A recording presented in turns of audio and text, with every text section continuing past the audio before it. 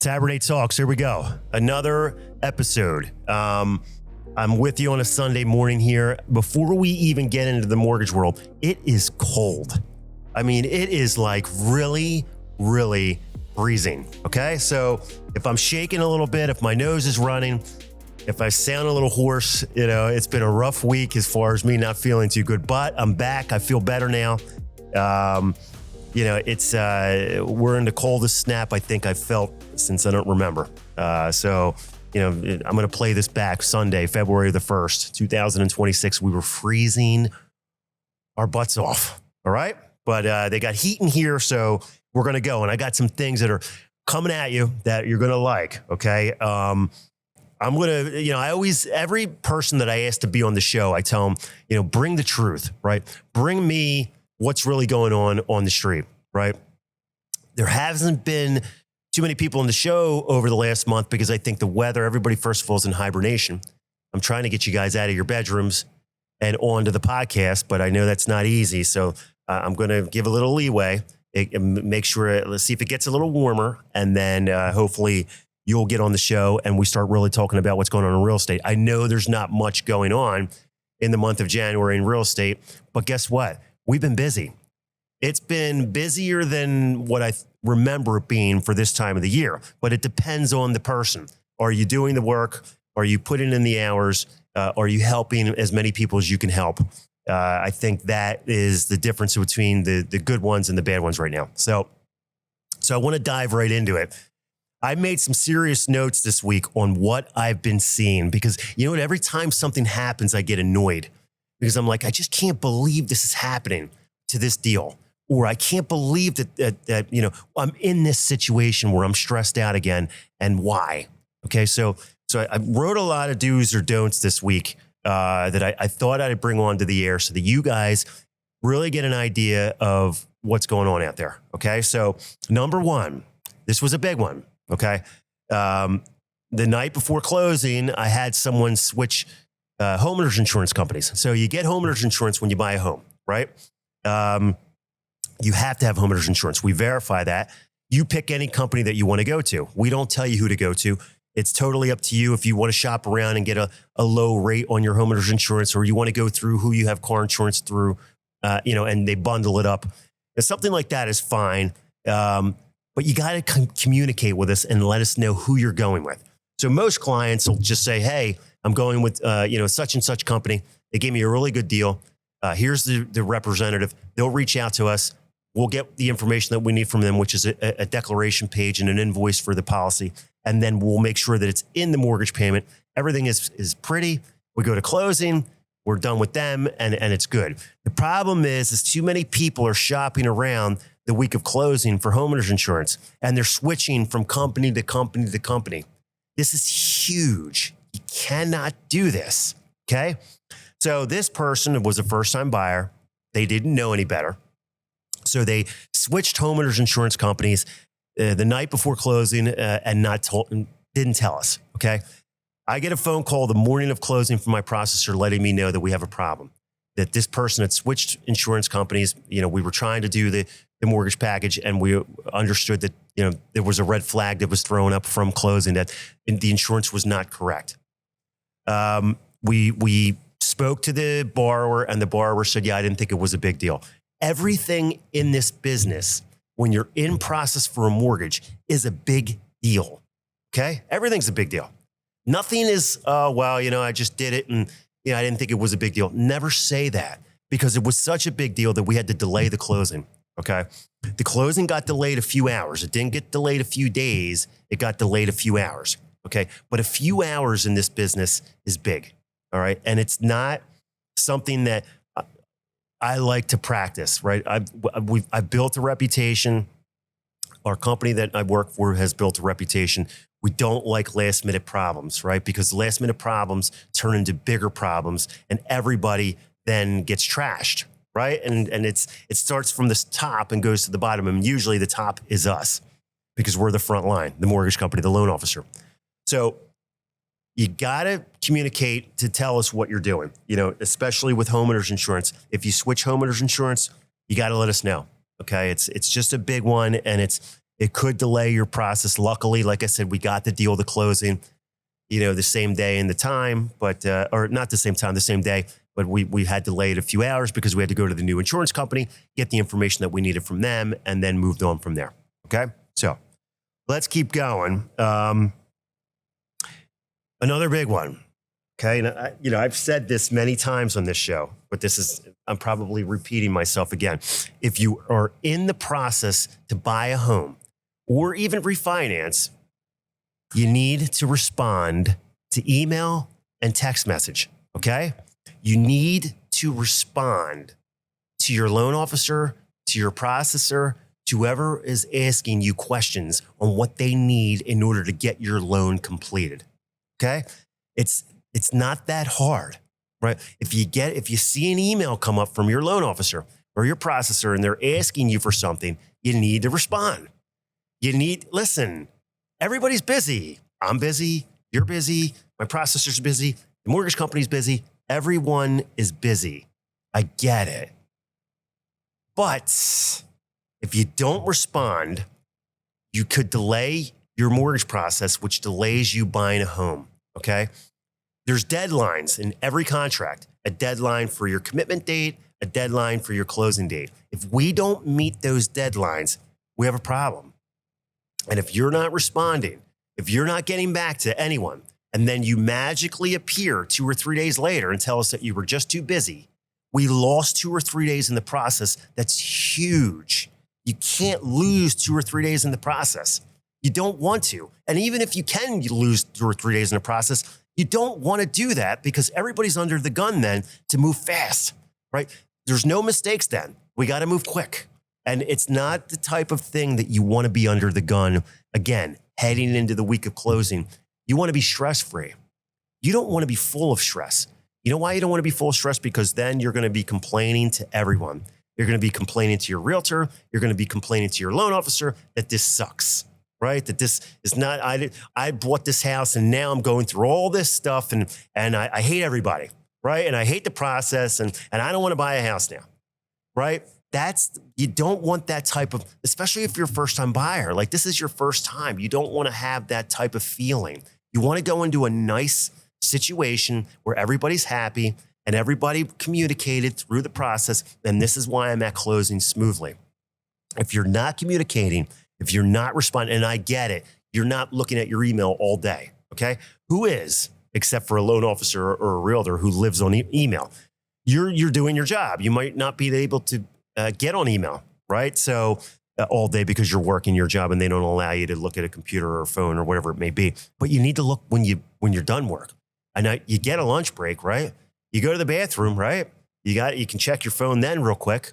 Like you have breaks during the day. You cannot tell me you're that busy where you can't respond to a 2-second email. Going to the bathroom, going on your lunch break, after work, before you go to work, on the weekend, whatever it may be. Just respond. It'll make your life a lot better. It's like my hands are blue from being cold, but then I'm blue in the face from talking about this subject. It's crazy. In 2026, everybody is on their phone. Everybody's on their email. Everybody's on social media. You can't tell me that you didn't see it because we live on this thing. Like who doesn't live on their phone? Everybody, even at work. Doesn't matter where you're at. You see it. I'm going to tell you the real reason why you're not responding. Because you don't want to. You don't care. You feel like you could just get it when you want to get it. You feel like, oh, well, you know what? Buzz off. You don't need it. But who are you to give us the mortgage guidelines? Who are you to tell us what we need in order to lend you $500,000?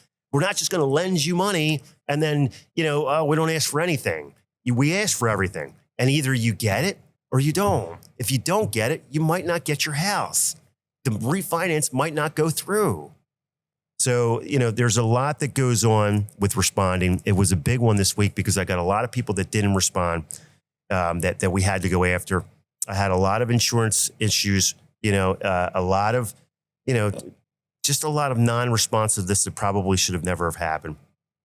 All right, so moving on. So I had another deal this week, or not this week. It was actually last week where someone lost their job. Okay. They didn't lose their job. They were in the union, right? And the union every year at a certain time of the year, you get laid off, right? Because it's a seasonal situation. They put you from company to company. You might not be union, and you may just be in a situation where you switch jobs every year just because you have to, right? This person was out of work, and we didn't know it. Okay. And it was the week before closing, of course, where we find this stuff out, because my processor calls your work and says, "Hi, does John Doe still work at this company?" "Yes." "Great. Have a nice day." "Does John Doe still work at this company?" "No." "What do you mean? He doesn't work there anymore?" "No, he left. No, we laid him off last week." "What? He doesn't no longer work there? He needs this job in order to close." "No, he doesn't work there. He's gone. It was last day was last Friday." And we didn't know. His last day was last Friday. And this is like a week after last Friday. We didn't know. Okay. So we called the borrower. We asked the borrower what happened. Did you lose your job? "Yes. But I have another job lined up, and it's supposed to start in 2 weeks from now. And it's the same line of work, and it's basically the same type of money." "Great. Congratulations. But we have a problem, right? You don't have a job at the time of closing, and we're not going to allow you to close." I don't know what to say. You probably should have told us that you lost your job. Well, I didn't know that was a big deal. Here we go again with, I didn't think it was a big deal, right? So, it is a big deal. It's a big deal if you switch jobs. It's a big deal if you lose your job, right? You can do that if you have to, because you have no choice, but let us know. Call me off the books, 8:00 at night, have a few beers, call me. "Hey man, I'm loosened up enough to tell you that I lost my job, and I know that I'm buying out." "Okay, great. I don't care if you're drunk. So it's your business. All I care about is the information that you're giving me, so that I can communicate with my processor and underwriter to say, hey, we got a problem here. This guy lost his job, not by fault. He's a union guy. They moved him around, but he has something set up in 2 weeks. How can we restructure this deal to make sure that we don't delay the closing, and how can we figure this out?" You know what he did? First of all, he was embarrassed about what happened, which I get. But then at that point, he got an employment letter from the new company, right? Showing the number of hours that he was going to work, how much money he was going to make, when it was due to begin. And we accepted the employment letter from the new company, and we allowed him to close based on that employment contract. Okay. We were praised by the realtors involved. We were praised by the seller that was involved. Everybody was a hero. Okay. Is it something that we like to practice? No. Is it something that was made a decision? Yes.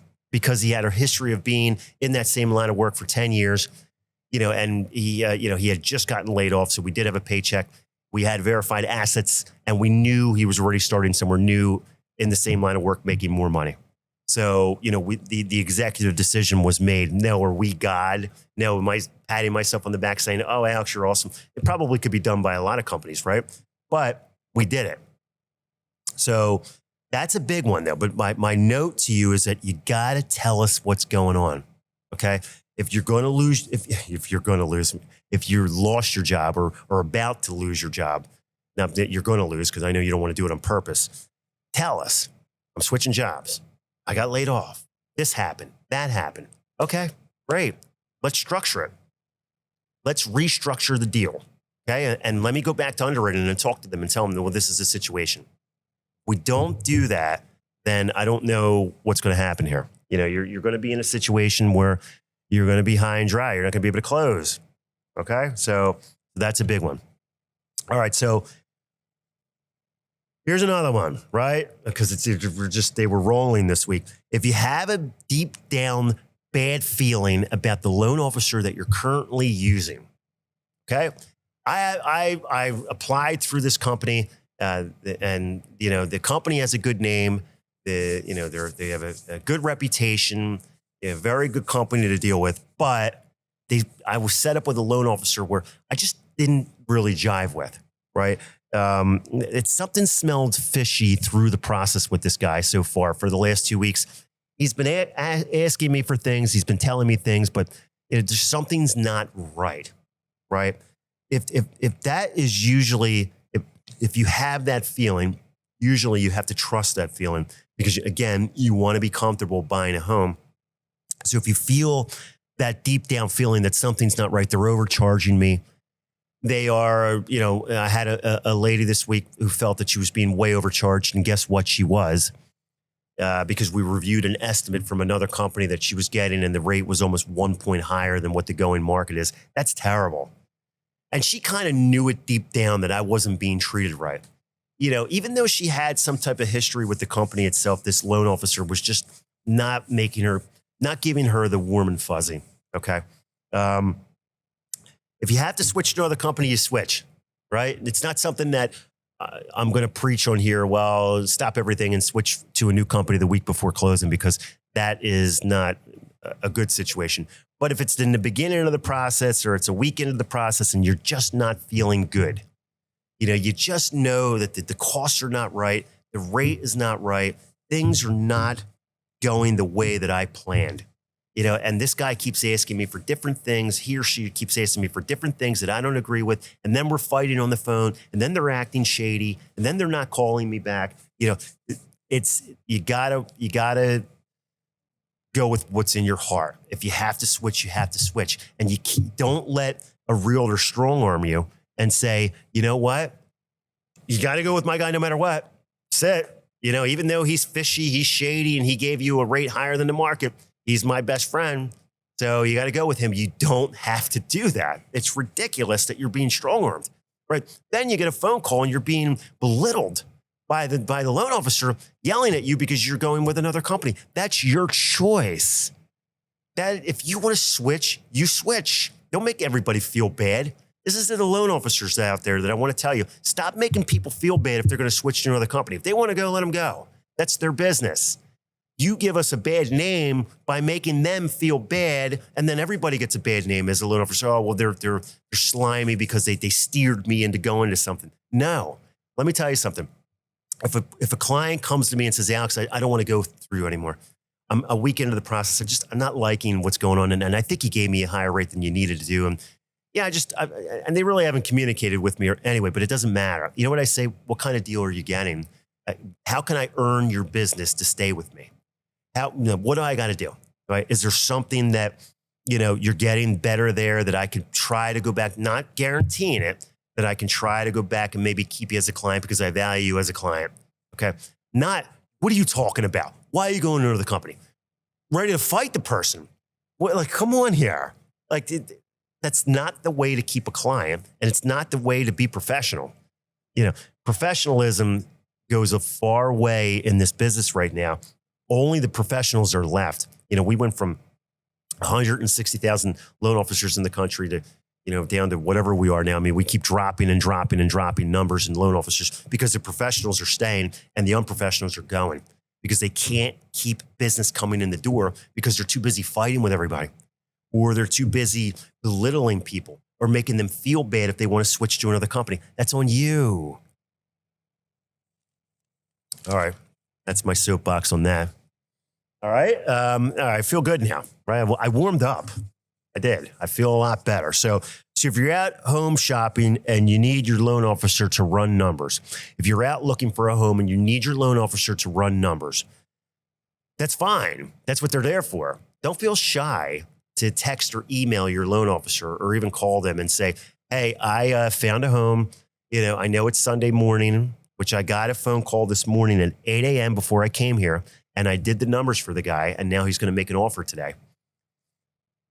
You got to feel comfortable to do that. You have to be comfortable with who you're using against. That relates back to, we're here to run scenarios for you all day, right? And we're here to run numbers for you because we want you to be comfortable in knowing what you're getting into before your offer is accepted, okay? So don't be shy, right? I know too many people, we submit them an approval letter, a pre-approval letter, it's for a certain amount, and then they go and find a house and they go under contract right away.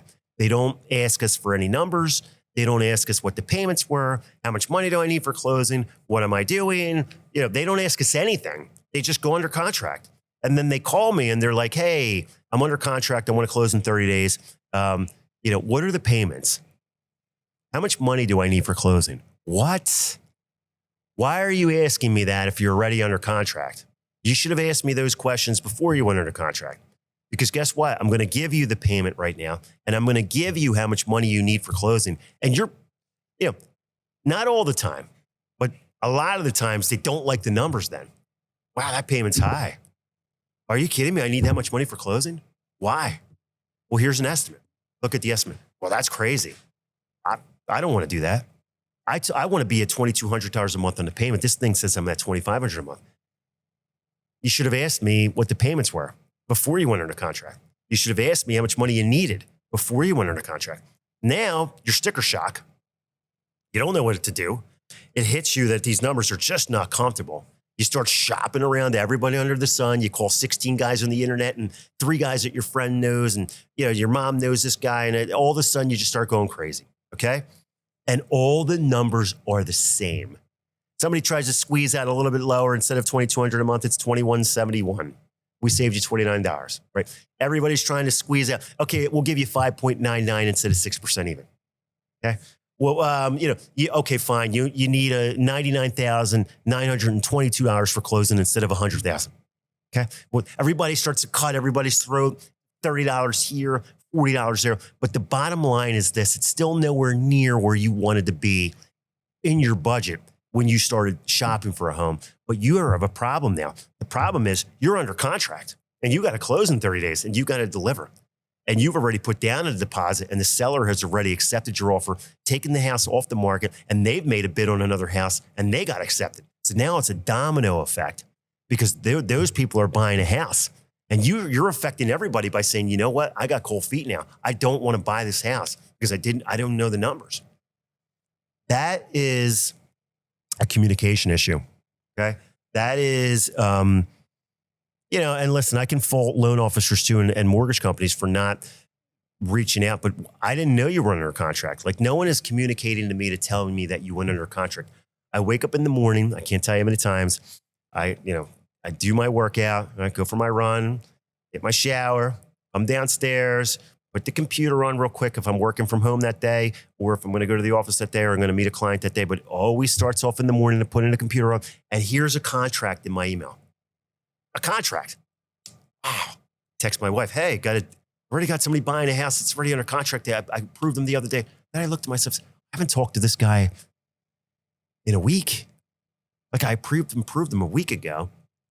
Told me he would get back to me once he finds something. I open my email on next Monday morning and he's under contract. I call him. Congratulations. Whoa. Here's the numbers. He doesn't like the numbers. You got to communicate. I hate to put that through, but have your loan officer run the numbers, have them run scenarios so you feel comfortable in what you're getting into. Okay. All right, good. So after 30 years of doing this, right? So I'm not quite at 30, but I feel like I'm at 60 years of doing this, right? Because I feel old inside, but I'm in the 28th year coming up. Why are loan officers against title companies? Why are loan officers against processors? Why are processors against title companies? Why are title companies against loan officers? Why is everybody fighting everybody? We got to get along here. Everybody's got to be on the same page. Okay? Everybody has to be working in harmony in order to get the client to closing smoothly. Okay? That I can't stress enough that you need someone that is going to navigate you as a team to closing, like a good loan officer, a good title company, and a good realtor that work together good. I have seen so much over the last 30 days, people screaming at each other, title companies yelling at loan officers saying, you stink. Loan officers saying, don't ever use this title company again. They stink. Realtors saying, you know what, this loan officer is terrible. Never use him. Realtors saying they're firing title companies left and right, even though they was their preferred title company. They fire them just because of one little thing. A loan officer saying, you know what, to the client, don't use this realtor. Use my friend instead. This realtor stinks. He's lazy. He doesn't get back to anybody. Everybody's cutting everybody's throat. What is going on? Listen, back in before the pandemic and before it used to be, we used to work in harmony a lot better than we are now. I just think the country hates everybody hates everybody. It's like nobody likes anybody anymore. I don't know why. I get it. It's like we're in a political country now where it feels like we're divided, right? Like there's a thing right down the middle. And it's like almost like a revolution that's not spoken about. But when it comes to real estate, it doesn't need to be that way. I talk to a lot of loan officers and other companies, and I'm really great friends with. We don't trash each other. I have a lot of title companies that I deal with that I like, that I know one guy in this company or one girl in this company. We don't trash each other. Who cares if they're competitors? We still get along, right? Because it's about your reputation. It's about, getting along with people, because you know that once you have a client and you see this person pop up on your list of preferred vendors that they're using, you got to get along with them. You got to get along with them because we got to get to the finish line. Okay. If we don't get to the finish line smoothly, and this market is harder than ever. I've never seen such a hard market. Every day I say, ask my wife, she thinks I'm a broken record. That's all you say, Alex. It's hard. It's harder than ever. It's really hard. That's all I hear you say, she said. I'm sick of it. I'm sick of saying it's hard. It is hard though, because everything is like, it's a different world we live in, right? So if you have that type of feeling going out to people that you're working with, it's bad. It's a bad aura, right? Like, listen, a client's going to call you. My clients call me, and no matter how bad the situation is that day, okay? And believe me, I have felt like I want to just whatever. Like, I don't even want to say it on air here, what I want to do, right? I just want to do things to myself that are probably not normal, right? I'm not just talking about using a gun, okay? So, but that's just the business, right? That's real estate, right? I've gone through the peaks and valleys of this business, so I understand that there's good months and there's bad months, and that's just what it is. But you can't. You got to put a happy face on anyway. And I posted something up today. I try not to post too much motivational stuff because I feel like everybody's posting motivational stuff, right? Everybody is an entrepreneur now, and everybody is posting motivation. I'll do one here or there if it really sets in with me and I like it. But if I do it all, like I look at some of these posts, you guys are posting like 16 motivational stories. One of them, okay, slow down, okay? You're not getting paid for that, number one. And number two, you probably didn't even read the post because you're just posting it, right? Let's post with authentic posts, right? Let's post with something that actually sits with us. And today's thing did sit with me. Success is not easy, but you get up and you do it every day anyway, right? It's not an easy thing to work hard on what we do in real estate, but you still, the success is you getting up the next day and doing it again, okay? And I think that is resilience. And you have to stick with it. But I'm going on a tangent right now. But I think that what I mean is we got to get along. Okay, so that's that. All right. So key thing that I picked out this week: 401k. I'm getting text messages about this. Alex, can I use my 401k as a down payment? Trump just passed something that says I can use my 401k. They haven't truly passed it yet. So slow down. Okay, you can use your 401k as a down payment, but it's a loan against your 401k, okay? If you take a straight withdrawal from your 401k right now, it's a 10% penalty. But if you ask for a loan against your 401k and you pay it back within 5 years under a certain amount, you can because you're paying it back through your paycheck, so it's not an actual withdrawal that you're not paying back. You don't get that 10% penalty. Trump is trying to do away with just getting rid of the 10% penalty, period. If I just use my 401k and take that withdrawal, and it's not a loan, it's just me saying I need $50,000 out of my 401k. I want to put it down on a house, and I don't want the 10% penalty. And he's trying to pass that, but it hasn't passed yet. So remember, you can use your 401k right now as a down payment for your mortgage, but it's more of a loan that you're taking against your 401k. Okay. Under 50,000, I think and if it's under 50,000 and you pay it back within 5 years, I believe you don't get hit with any penalty. Don't quote me. I'm not an accountant.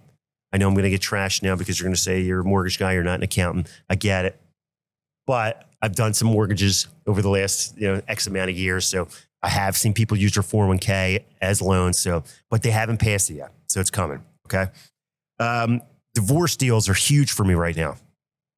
I've never seen so many divorces in my life over the last 60 to 90 days. It is, barreling every other phone call. I'm getting divorced. And let me tell you something. The majority of the phone calls are the woman calling me saying I'm want to refinance and I got to get my name off, or I'm refinancing and I got to get his name off the house. A lot of them are for cash out, right? I got to cash out the equity in my house and pay this person off, which is fine. A lot of them are, just situations where they're buying another house and they're letting their spouse keep their house. They're not doing a cash out. They just want to come off. They want to come off the deed. Whatever it is, we do it. Okay, so don't feel shy if you need to reach out for a divorce situation. You need an expert, though, who knows what they're doing. A lot of loan officers or mortgage companies will shy away when they hear divorce because they think it's tricky and they don't want to deal with that. It's not that hard. You just get the terms of the divorce, right? It's called a divorce decree or a property settlement agreement. And you review that and you see what the terms are in there. And then you help that person follow that divorce decree or that property settlement agreement. And you help them refinance, right? You get them out of the situation that they're in. I've done a number of them over the last 90 days, 120 days, and I got a lot of them in process right now. So it's not like it can't be done. It can be done. Okay. You got to really lay it out what you're trying to do and why you're trying to do this, and what the goal is according to the property settlement agreement, how much money they have to walk away with, and let the experts deal with that. Let us, look at the whole situation, look at the whole picture, run your credit, make sure you have enough income to qualify to do it. And then if we come back with a solid picture, then we go forward. Okay. But divorce situations I'm seeing a lot of. So don't feel shy to reach out if you're in a divorce situation. Okay. All right, good. So too many people on the sidelines still waiting for rates to come down. All right. I circled that. Listen to that again. Too many people sitting on the sidelines still waiting for the rates to come down in 2026. Okay. Why? I don't know why. Right. The people that are winning in this current market, the buyers and the people that are refinancing that are winning in this current market don't care if the rate's going to be 5.75 or 5.875. They're pulling the trigger at 5.875. They're pulling the trigger at 6% even. They're not waiting anymore. You know why they're not waiting? I'm going to tell you why they're not waiting. Because the minute that the rates do come down to 5.25, or the minute the rates do come down to 5% even, all hell's going to break loose, right? The market's going to go crazy, right? And the cost of the houses are going to skyrocket again. Things are going to jump. Refinance mania. You're going to go into process. You're not going to be able to close for 90 to 120 days because the company is so overwhelmed with refinances that they don't care about you. It's not that they don't care about you. They don't have the capacity to handle the volume on top of all the people that are buying at the same time because they're trying to jump into the market and capitalize on 5.25. Do it now. Don't try to time the market out right now. The rates are good right now. Okay, hear me out. I'm going to pull the tapes from when I started this podcast, and I was quoting rates of 7.25 and 7.5 and high sixes. We're at 6% even right now. On a 30-year fix as of today, I looked up the average rate, Mortgage News Daily. Look it up. Mortgage News Daily is awesome. 6.116 was the average rate. You can get to 6% with a really good situation. If you want to pay 1 point, you're in the high fives. That's great. What are we waiting for? Now is the time to get off the fence, right? And say, let's make an offer on a property. Let's make an offer on a home. Let's go. I don't know what we're waiting for. You're waiting for 5.25. Now, once 5.25 hits, that house that you wanted to buy for $600,000 is now $700,000. You know why? Because 15 other people just jumped in with you and they're all making bids and they're driving up the price again. And we're back into the pandemic where 15,000 offers are coming in and they're waiving inspections and waiving appraisals and everybody's going crazy. Do you really want to go there? Or why not get it now while you still can get it at an affordable price, which you can at a 6% rate, which we haven't seen in months. on it. It's sustained right now. Get in and do it now. If you're comfortable with the rates and the payment, then do it. I mean, that is a big one for me. If you're comfortable with the rates and the payments, then do it. Okay. All right. So let's go to, after we're making progress. Okay. So are we making progress in the housing industry right now? We are. There's a lot of things that I'm seeing emphasis being put on for the mortgage market and for the real estate industry. The government is trying to pass a number of different programs. They're working on 50-year mortgage. They're working on something that's called a portable mortgage, where the portable mortgages, you take your current interest rate and you move it over to your new house and you keep your current interest rate. So if you're 2.5, you use that on the new house. It frees up more listings so that people can, you'll see the market start to move more because people aren't locked up anymore. They're able to use that rate that they currently have, move to the new house, and you'll see more listings going up. I see a lot of emphasis on getting the interest rates to come down, buying bonds, right? They're buying mortgage bonds or, to get these rates to come down. They're having a new Fed chair being appointed to hopefully loosen things up and get the rates to come down. I've never seen so many things now starting to move as we go into 2026 on helping the industry loosen up, thaw out. We've been stuck in this frozen tundra of no one moving, no one buying, no one selling, no one refinancing. Like they're really trying to push different products, different programs, different things to loosen up. And kudos to them. I haven't seen this emphasis in a while. I mean, it seemed like we were dark there. Like it was a dark time when it was 8% and 7.5%, and it felt like we weren't going anywhere. It feels like things are really starting to brighten. And, that's a good thing. We talk about so much gloom and doom, but it's time to talk about, like, there are things in the government that they're trying to do to make people's lives better. As far as, loosening up their programs and loosening up affordability. Because affordability, in my opinion, and of course it's my opinion, affordability is the number one issue in real estate right now. It's not the inventory. It's not the rates. It's affordability. Everything is too high.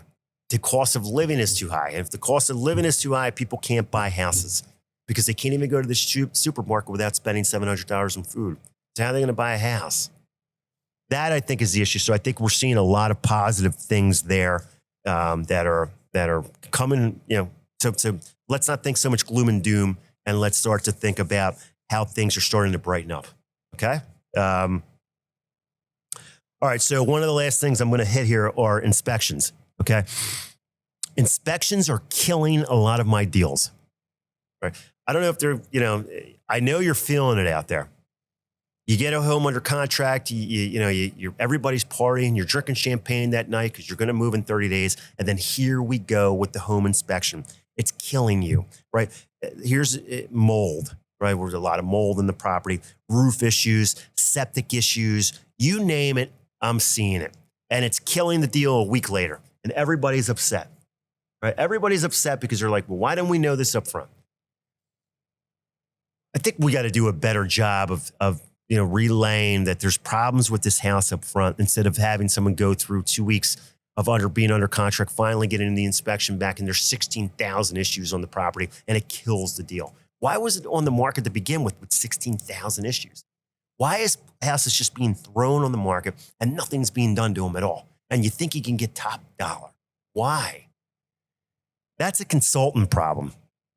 That's called someone's not telling you that this needs to be done and that needs to be done before you put your house on the market. If the ceiling is coming down, okay, and there's water shooting through it, don't you think you should maybe get that fixed before you put it on the market? Instead of putting it on the market and say this house is worth $500,000, it's not worth $500,000 if the ceiling's coming down, okay?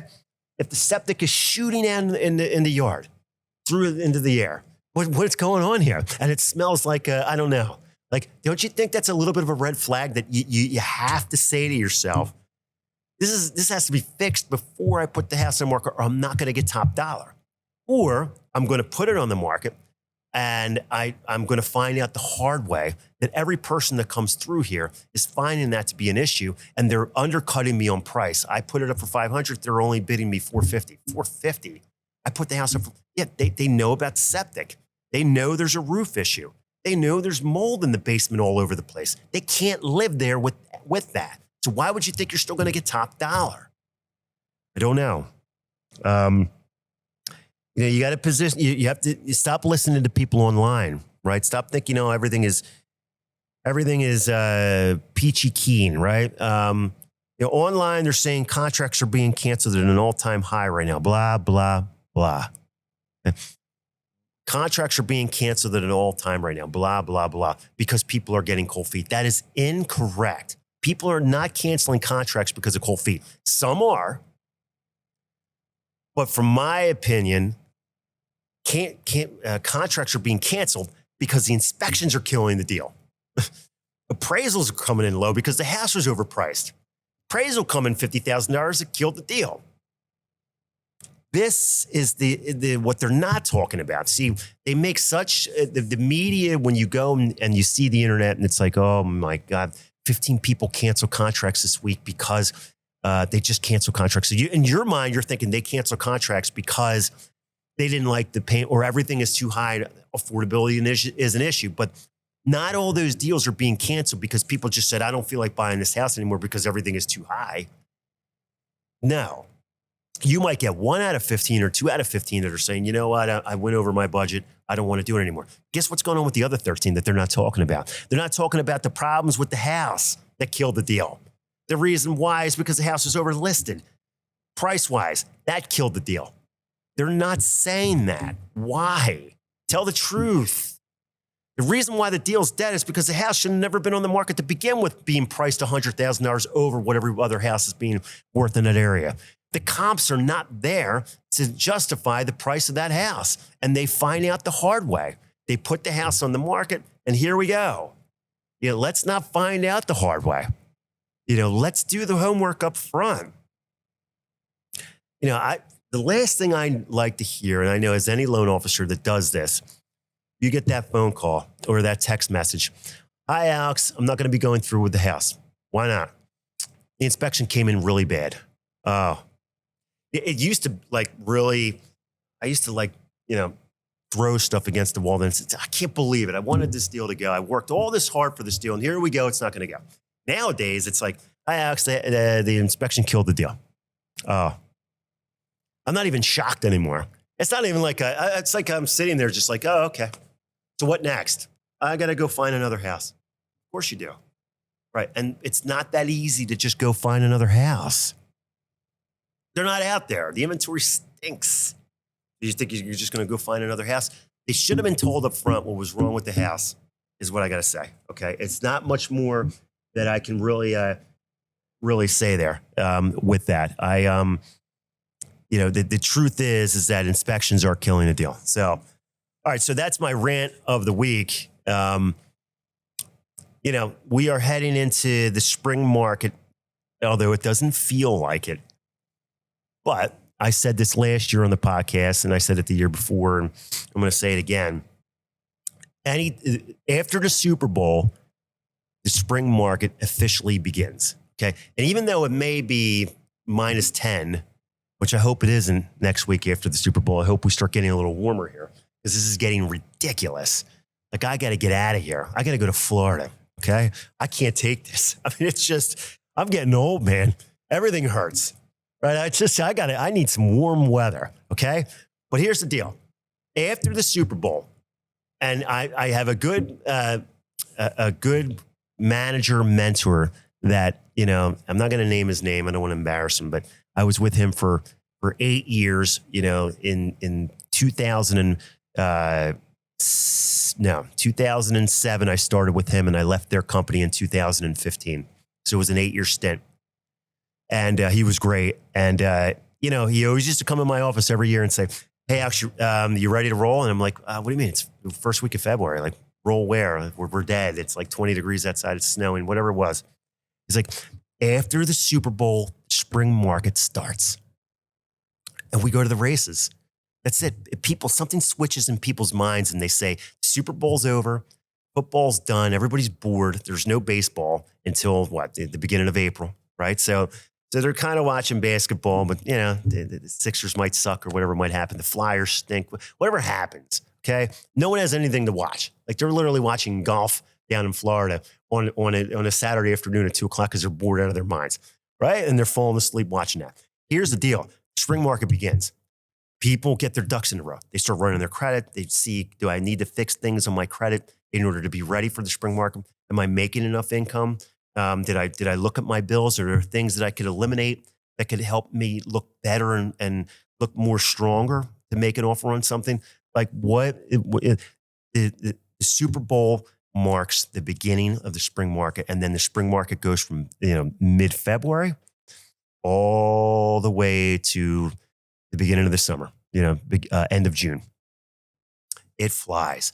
But the best people come out in February and they get their ducks in a row, right? They get their pre-approvals done. They work on what they need to work on because they know once officially the spring market begins, which is the ending of March, we're going to be flying. I mean, it is just like off to the races. Goodbye. I got, you can't even get anybody on the phone. Like it's just crazy, right? But they're the ones that got ready before that. My best months in this business, and anybody who's been in this business knows, is March, April, May, June, July, right? If you're not doing it in those months, you're not doing it at all. I don't care who you are. You might have a great December or November because you got lucky or because you just grind, right? And you just don't stop grinding 80 hours a week, which can happen, which hard work is hard work. But historically, in this business, you're doing your best. And as a buyer, you're finding the best. And as a refinance person who wants to refinance, you're walking into the best. You're walking into the best rates. You're walking into the best market, best inventory, and the best of the best are out there to help you. Okay, so remember that. So we only got another week until the Super Bowl next Sunday, which I really don't care about because the Eagles are not in it. And there's nothing to watch. If you're going to ask me who's going to win, I don't really care. But maybe the Seahawks, I guess. I don't know because I don't like the Patriots at all. And if you're watching this, if you're a fan, I'm sorry. I just do not like them. But anyway, then we're going to go to the races after that. So let's remember that. Listen, last thing I want to leave you with. If I ask you to come on the podcast and you tell me you want to come on the podcast and then you go ghost on me, stop doing that. If you want to come on the podcast, you want to come on. You don't. It's fine. It's not a big deal. We're not scripted. I'm scripted because I'm alone here and I don't want to sit here and just babble. But if I have you on the show, I want to talk to you. I want to see what's going on in the market. You're going to tell me what's going on the front line. Go through my last 40 shows of people that have come on. Nothing was scripted. You say what you want to say. It's not like you have to come on here and feel nervous. You just tell us what's going on in the market. Tell us what you think works, what doesn't work. Tell the truth and then move on. So I'm going to, I know the weather hasn't helped and, in the weekends, people have just been stuck in their houses or whatever, but hopefully things loosen up. And if I ask you to come on, come on. All right. Have a good week. Have a good Super Bowl week. I will see you guys soon and stay warm. All right. Bye.